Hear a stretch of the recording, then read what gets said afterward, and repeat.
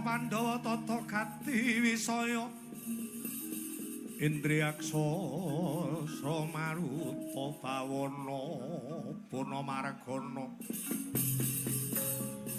Panca Bayu lan Parayan Wisikan Gulingan Emo Gus mandeg dhisik sira lumeku kanthi ora nganggo tatanan sira lumebu jroning wana mertani yana Kandhawa Prasta njeboli wit-witan ing mangka tata gelar kuwi alas gedhe nanging sejatine kuwi negarane Sang Prabu Jim Yudhistira mula mandheg dhisik Gus sapa kang dadaranmu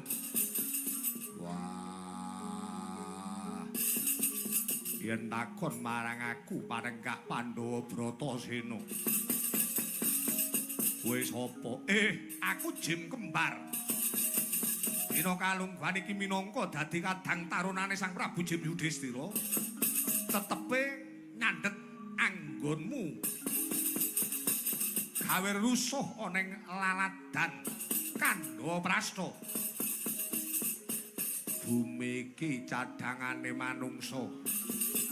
Dadi yen kowe sawijining prayangan, kowe sawijining jim, sumingkira alas iki bakal tak resiki. Tak ngurip karo dulur-dulurku. Ora kena. Aja mbacut, entuk mbacut, ra entuk mbacut. Wah, bosen urip kokop getihmu dening aku,